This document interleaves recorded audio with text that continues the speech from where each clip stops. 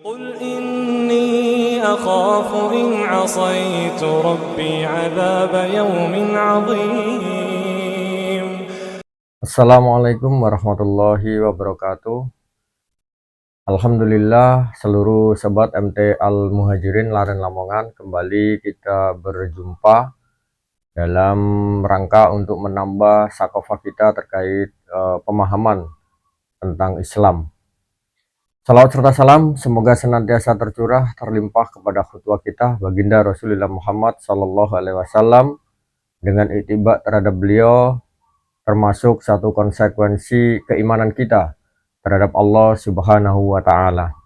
Pada kesempatan kali ini MT Al Muhajirin ingin membahas terkait buku ringan mengenal Islam. Buku ringan mengenal Islam ini adalah salah satu karya Al-Fakir untuk kemudian berusaha menvisualisasikan, menggambarkan, mendekatkan bagaimana kemudian Islam mendudukkan suatu problematika dengan berikut solusinya. Islam merupakan ad-din yang kamil, yang kemudian sempurna, menyeluruh dan memberikan solusi terhadap seluruh problematika manusia. Oleh karenanya di dalam kesempatan kali ini Al-Fakir ingin kemudian membahas terkait buku ringan mengenal Islam. Bab yang pertama yang mana membahas terkait dengan takrif nafsiyah. Bagaimana kemudian manusia akan menjadi lebih baik, akan menjadi terbaik ketika kemudian dia tidak memahami terkait potensi apa saja yang ada pada dirinya sendiri. Contoh sederhana, ada kemudian seseorang berprofesi sebagai pembalap, yang mana skill dia adalah baru sekelas kampung, sekelas teman-teman sejawatnya saja. Memang ketika dia melakukan balapan atau road race, dia menjuarai di tingkat kampung karena kepongahan dan ketidakfahaman terkait skill yang dimilikinya. Maka dia menantang pembalap sekelas profesional, maka bisa dipastikan bagi dia akan tertinggal jauh. Begitu juga kemudian pemain sepak bola, skill yang masih di bawah rata-rata, namun di kampung areal sekitar pemain tersebut merupakan skill yang terbaik, namun karena kepongahannya dan ketidakfahamannya terhadap skill yang dimiliki, bahwasanya masih di bawah standar, dia menantang untuk kelas liga utama, maka pastilah belum sampai setengah permainan, maka pasti ngap dan akan tersungkur jatuh kehabisan nafas. Inilah contoh-contoh beberapa hal yang kemudian jika manusia tidak memahami terkait dirinya sendiri, maka dipastikan dia akan kemudian jatuh ke dalam jurang kehinaan. Nah, begitu juga Islam. Islam sebagaimana kemudian mengatur kepada manusia untuk memahami bahwasanya manusia itu adalah memiliki sebuah potensi dasar yang seluruh manusia memilikinya. Allah SWT menciptakan manusia dan berikut potensi-potensi yang ada pada diri manusia. Sebagai manusia yang ingin menjadikan dirinya sebagai terbaik, wajib untuk memahami takrif nafsiyah atas dirinya. Oleh karenanya, suatu pertemuan yang di awal inilah yang mana kita membahas takrif nafsiyah. Baik seluruh sobat MT Al Muhajirin Laren Lamongan, manusia tidak bisa dipungkiri seluruhnya kemudian memiliki hajatul udawiyah. Yang namanya hajatul udawiyah memenuhi kebutuhan-kebutuhan fisik seperti makan, tidur, istirahat, minum, dan seterusnya. Itu adalah potensi yang mendasar bagi seluruh manusia. Mau dia muslim, mau dia non-muslim, mau dia laki-laki, mau dia perempuan, semuanya memiliki potensi tersebut. Tidak ada orang sesakti apapun yang kemudian tidak butuh makan. Tidak ada orang yang sehebat, sekuat apapun tidak butuh kemudian tidur. Semua butuh istirahat, semua butuh makan, semua butuh minum. Maka dari itulah lekat inherent di dalam tubuh manusia adalah hajatul udawiyah, yang mana harus dipenuhi atas kebutuhan-kebutuhan yang ada pada diri manusia itu sendiri. Maka takrif nafsiyah pertama kali yang harus kita pahami bahwasanya manusia harus memenuhi kebutuhan hidup atau hajatul udawiyahnya, yakni makan, tidur, istirahat, dan seterusnya. Berikutnya, ada namanya ghorois. Ghorois adalah jamak dari ghoriza, yang mana naluri-naluri, insting. Naluri yang pertama adalah naluri untuk tertarik terhadap lawan jenis atau ghorizatun nau. Yang kedua adalah naluri untuk mempertahankan diri atau ghorizatul baqo. Yang ketiga adalah ghorizatut tadayun atau naluri untuk mengesahkan sesuatu, menuhankan sesuatu, menganggap sesuatu itu lebih dari segala-galanya. Ini semua potensi yang dimiliki oleh seluruh manusia, baik itu muslim maupun non-muslim, baik itu laki-laki maupun perempuan. Pada hakikatnya, seluruh manusia memiliki rasa ketertarikan terhadap lawan jenis. Seluruh manusia pun memiliki rasa untuk kemudian mempertahankan diri. Sebagai contoh, ketika kemudian kita melihat foto-foto yang berjejer dari putri-putri kita, yang kemudian foto akhirusana atau perpisahan, maka kita pasti otomatis akan melihat mana kemudian gambar dari anakku sendiri, meskipun berjejer duduk bersama-sama. Ini membuktikan bahwasanya setiap individu memiliki naluri mempertahankan diri atau ghorizatul baqo.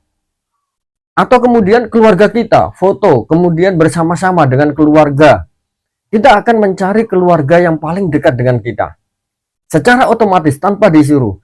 Ini membuktikan potensi ini muncul, memang diciptakan oleh Allah SWT. Maka ini juga harus dipenuhi. Juga termasuk ghorizatut tadayun. Orang-orang yang kemudian menganggap dirinya ateis seumpama, dia tidak mempercayai kebesaran Tuhan, maka dia pasti menuhankan materi. Dia pasti menuhankan sesuatu yang memang dianggap itu adalah segala-galanya.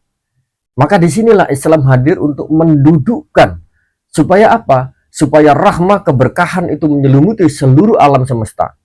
Oleh karenanya, jika kita teliti bahwasanya masalah-masalah yang terjadi di seluruh belahan dunia dalam rangka memenuhi ghorizah ataupun naluri-naluri tersebut, dan juga dalam rangka memenuhi hajatul udawiyah, potensi inilah yang menimbulkan kerusakan, potensi inilah yang menimbulkan perpecahan, potensi inilah yang menimbulkan pertumpahan darah. Oleh karenanya, Islam hadir dengan seperangkat aturan untuk memenuhi kebutuhan-kebutuhan manusia tersebut, supaya tercipta suatu keadilan dan lenyaplah kezaliman yang ada. Maka takrif nafsiyah ini sangat penting. Tidak ada kemudian satu manusia pun yang tidak memiliki naluri-naluri yang telah dipaparkan sebelumnya. Maka kita harus memahami kondisi saat ini. Ketika kita melihat berita-berita tentang kriminal, adanya pembunuhan, pasti berdampak kalau tidak perselingkuhan. Maka ini dalam rangka ghorizatun nau, tertarik terhadap lawan jenis. Korupsi dalam rangka apa? Ghorizatun baqo, ataupun mencuri, merampok dan seterusnya dalam rangka hajatul udawiyah, memenuhi kebutuhan hidup.